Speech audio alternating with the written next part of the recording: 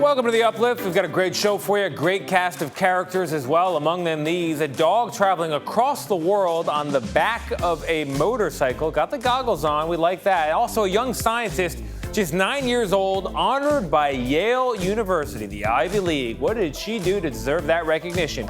We will get into it. Also, a man who gave up a job at a desk for a sled with a lot of dogs. There they are. And a man building something just absolutely massive in his own backyard. Some call it a wild dream. Still, he's chasing it. All of that and more heartwarming videos, ones you just need to see on The Uplift.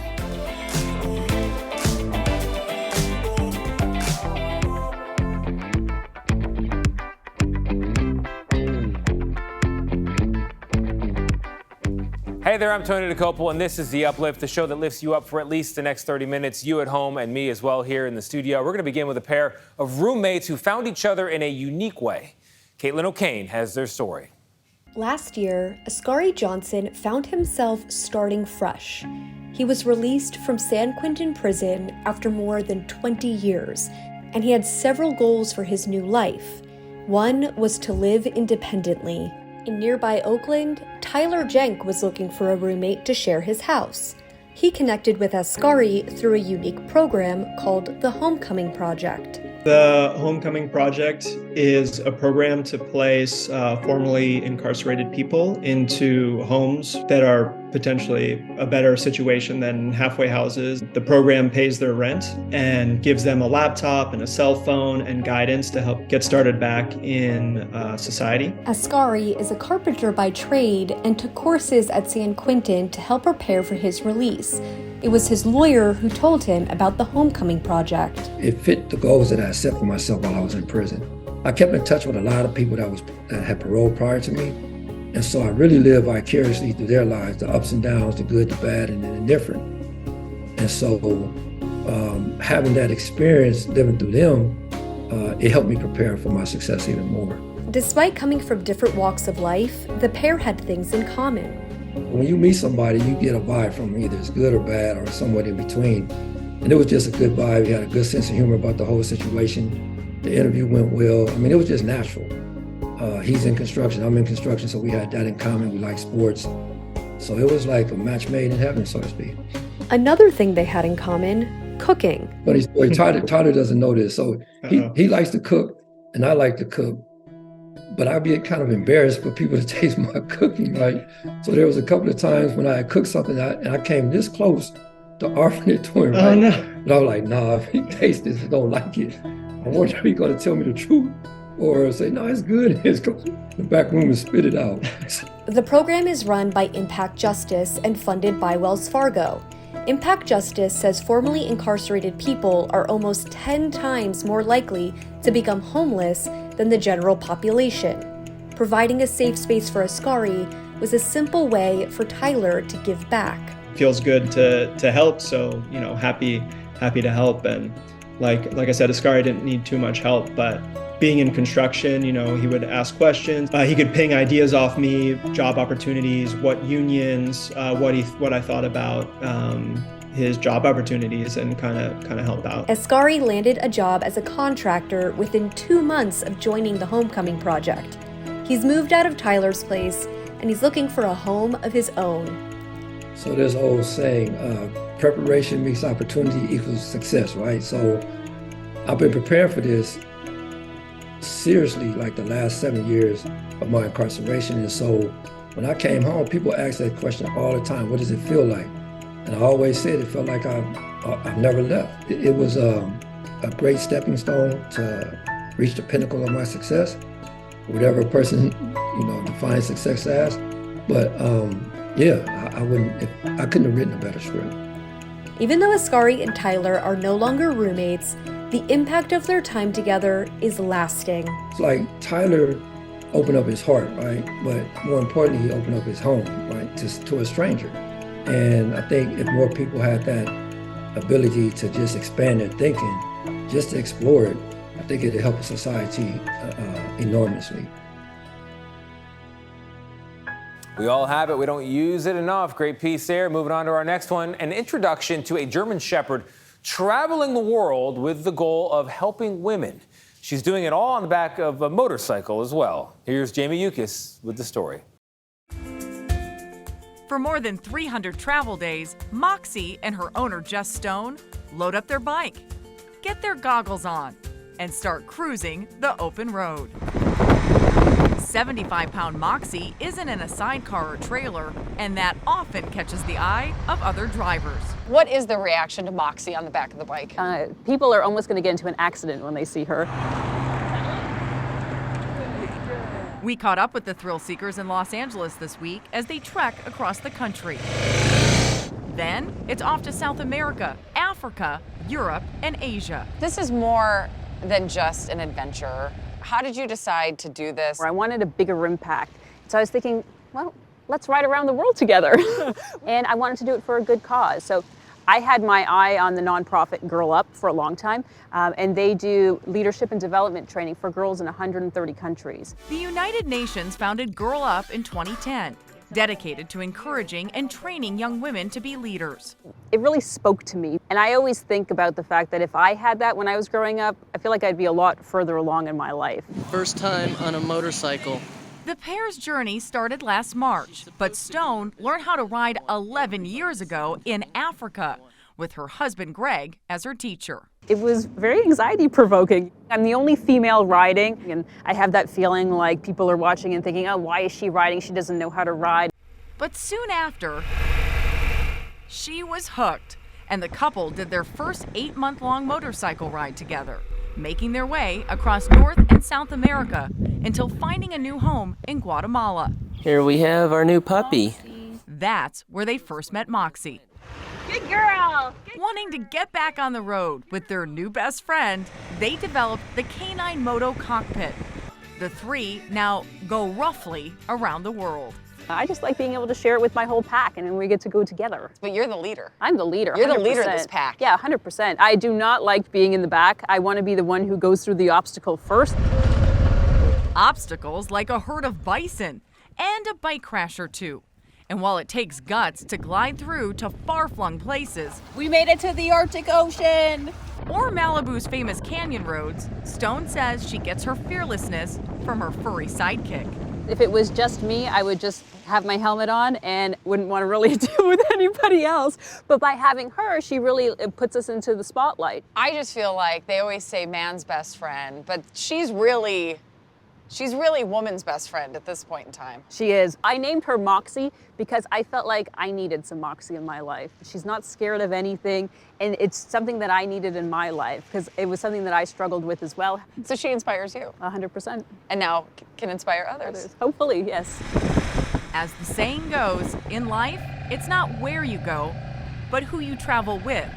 I'd say for these three, it's also about who gets to benefit from the journey.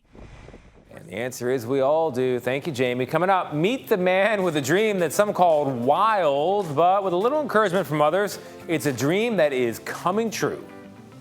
And it was always, what about significant other? What about kids? What about career? What about? Yeah. And then we would talk to people who are in their 70s, their 80s. They would go do it. You have this dream? Go do it. What are you waiting for? Plus a shocked 4-year-old. There she is. What's on her mind? We'll tell you after the break.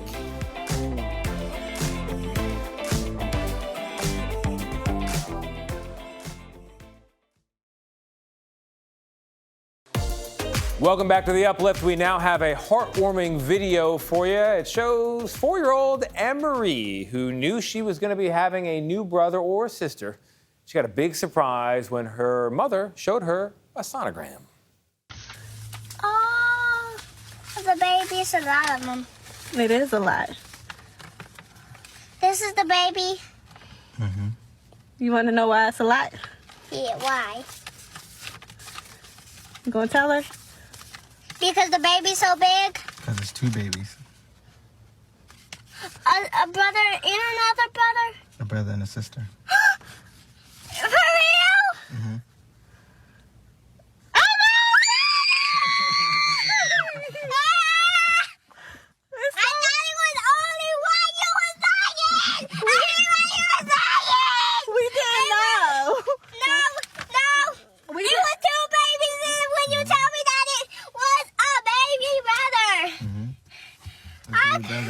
sister. I can't believe it! I didn't know what was gonna happen. I'm over it. All right, that is adorable. That might be the most heartwarming of heartwarming videos we have ever showed on this program. I guarantee it. All right, coming up, a 9-year-old girl set out on a passion project that earned her widespread attention and an invitation from Yale. We're going to top ourselves. Plus, a Minnesota man decided to take a new career path, and that path required a sled.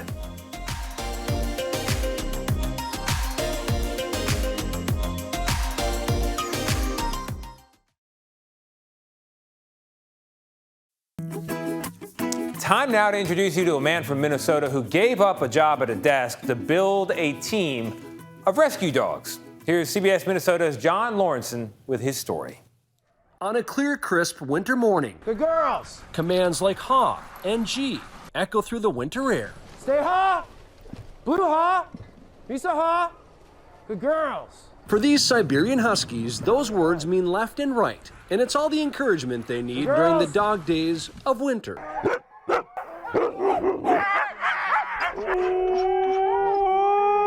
As soon as I pull those snow hooks, pull the anchors, the quick release, and we're off and running, you don't hear a sound out of them. All right, hike!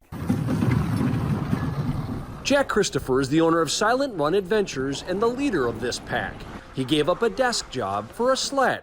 I'd much rather do this. And companionship. Oh, we didn't forget you. I built my first dog team basically out of rescues. They're very friendly. They do great with people. Some of them are a bit shy. Just not when they're ready to go. Yeah, put her on the second spot there. Jack now has 26 Siberians. Some weigh 80 pounds or more. All right, hike. Go on, hike it up. Hop, hop. Their strength and durability allow them to trek through Arctic conditions, though this team spends much of its time on Minnesota lakes. The number one mushroom rule is always dogs first, so they always get watered and fed before I do. Jack has plenty of help with that. This is my guy, Rocket. He is a rescue. I rescued him back in March. Stephanie Dreyer is a self-proclaimed emotional support human for the dogs. The bond that we're making, working together out on the sled, it's something else. The girls! Proof that the phrase man's best friend applies, even on the frozen tundra. I want them to see how much the dogs love what they're doing. They get very excited to go. Does he not miss his indoor desk job just a little bit? I guess not. It's a sweet story. Lovely dogs as well. Moving on to our next story. A 9-year-old girl from New Jersey recently found herself with a very unique hobby, and it earned her national attention and recognition from the Yale University. Here's CBS New York's Bradley Blackburn. It has red and brown wings with black spots, and 9-year-old Bobby Wilson can tell you exactly what it is. A spotted lanternfly. Last fall, she learned about this invasive species in school and wanted to help. She found a bug spray recipe on TikTok. I mix water, dish soap, and apple cider vinegar. She was using it outside her New Jersey home when a neighbor called the police. A little black woman walking and spraying stuff on the sidewalks and trees. I don't know what the hell she's doing. It scares me, though. Bobby's mom says it was racial profiling. Those exact words in another town, another state, I could be grieving. Yale University assistant professor Ijoma Opara heard Bobby's story and decided to take this young entomologist under her wing. Oh yeah, Bobby belongs here. Bobby is Yale. She invited Bobby to campus to meet scientists who look like her. And Friday, Bobby was back to see the first spotted lanternfly specimens added to the Yale Peabody Museum of Natural History collection. Those insects were gathered by Bobby herself. How does it make you feel to know that these bugs are going to be in this museum? Happy and proud. A young girl who's flying high and now has the bug for a career in science. She's feeling happy and proud. We're feeling happy and proud as well. That's a lovely piece, Bradley. Thank you very much. When we come back, he was told his dream was wild, but that has not stopped him from following it. What was he creating? We'll tell you.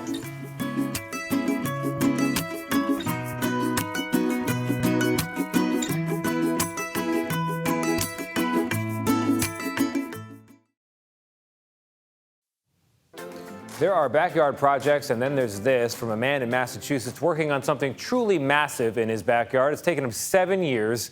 He knew it would be a feat, given he's never built anything at all before, but nothing has stopped him from following his dream. What was he building? Brooke Silva Braga shows us. You can see what we've been building. Wow. I mean, it looks like a boat. It looks like a boat, yeah. And every stage of the process, that's what people say. Ah, it looks like a boat. Oh, it finally looks like a boat. Oh, now it looks like a boat. When the process started, Steve Dennett knew nothing about boat building, but making one from scratch, he estimated back then, would take him as much as 10 years. When we first started, and I was like, I'm gonna cut down the trees and build a boat, and everyone's like, you're crazy. And it was always, what about significant other? What about kids? What about career? What about? Yeah. And then we would talk to people who are in their 70s, their 80s. They would go do it. You have this dream? Go do it. What are you waiting for? Do you think it's because they couldn't do it anymore, or because why do you think the difference in the generations? I think they understand what a lifetime is and what you actually have the time for, and what you're gonna look back on and wish you had or hadn't done. So in January 2016, Dennett, So that guy's a white oak. with no gray in the beard yet, started cutting trees. How was that? It was good. That was good? Made a splash. His friend Alex Creeder agreed to help and make videos. How did the day go today? It went. When it was done, they'd go sailing together. Creeder filmed as the logs became boards, and as those oak boards were steamed, Down she goes. until they could be bent into their new shape. You have a matter of minutes to get them bent into the boat before they harden and become non-pliable again. And then you just fire in are they rivets? They're rivets, yep.